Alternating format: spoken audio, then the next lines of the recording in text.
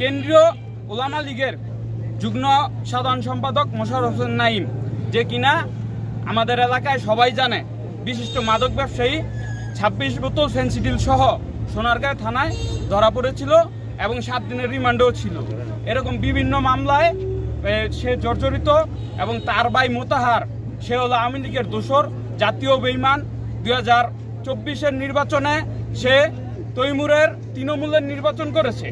এই সমস্ত নির্বাচন করে জাতির সাথে বেঈমানি করে এখন আবার সে আমাদের প্রকৃত আমরা যারা বিএনপি 16-17 বছর ধরে আমরা যারা মায়ের খাইছি, মামলা খাইছি, হামলা খাইছি, তাদের বিরুদ্ধে অপপ্রচার করতেছে এবং বিভিন্নভাবে সে অতীতে যেমন মানুষের তারা 3 ভাই আজাহার, মোতাহার এবং মোশাররফ, তো তারা 3 ভাই মিলে অতীতেও আমাদের এলাকার বিভিন্ন জায়গা জমিনে তারা বিভিন্নভাবে এই নিজেদের নামে দখল করে বিভিন্নভাবে চেষ্টা করছে।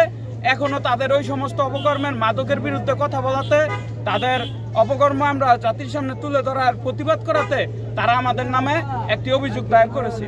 এই দেশের কথিত কিছু আওয়ামী লীগ সভাপতি মোশাররফ হোসেন নাঈম এবং মোতাহার হোসেন, এদের দ্রুত আইনের আওতায় এনে বিচারের মুখোমুখি করার জন্য আপনাদের জাতির বিবেকের কাছে আমার এই আহ্বান। এই বিএনপি করার কারণে বিভিন্নবার আমার উপর হামলা হয়েছে, আমার ব্যবসা প্রতিষ্ঠান বন্ধ করে দেওয়া হয়েছে কয়েকবার, বারবার আমার ব্যবসা প্রতিষ্ঠান বন্ধ করে দেওয়া হয়েছে, বারবার চাঁদা চাইছে আমার কাছ থেকে। আর এই যে বরকত চেয়ারম্যান ছেলে পাবেল, সেও বলছে যে এই ব্যবসা করতে গেলে আওয়ামী লীগ করতে হবে।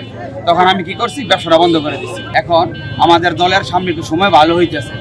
এখন আপনার কিছু আওয়ামী লীগের এজেন্ট, যেমন ওলামা লীগের কেন্দ্রীয় যুগ্ম সাধারণ সম্পাদক মোশাররফ হোসেন নাঈম, সে আওয়ামী লীগ করেছে, বিগত সময়ে আওয়ামী লীগ করছে, এটা আমাদের গ্রামের সবাই জানে।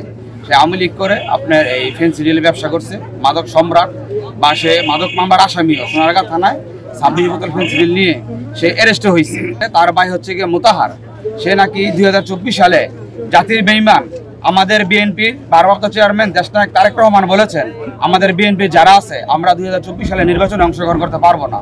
সেই মোতাহার হোসেন কি করছে, আমাদের জাতির সাথে বেঈমানি করে ওই তৈমুর আলম খন্দকারের তৃণমূল বিএনপি নির্বাচন করেছে, অংশগ্রহণ করেছে, এই প্রমাণ আমাদের কাছে আছে।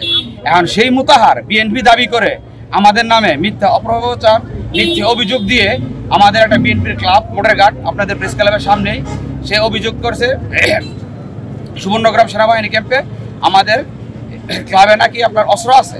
সে কিনা সে আমাদের বিরুদ্ধে অভিযোগ লেখছে আমরা নাকি বিএনপির কিছুই না। আমরা যদি বিএনপির কিছু না হই, তাহলে 17-18 বছর আমরা পরিশ্রম করছি, নির্যাতিত হয়েছি, নিপীড়িত হয়েছি, আপনারা সবাই জানেন, আপনারা সবাই দেখছেন। আপনাদের সবার মাধ্যমে মোতাহার এবং মোশাররফ গংদের আমরা বিচার চাই।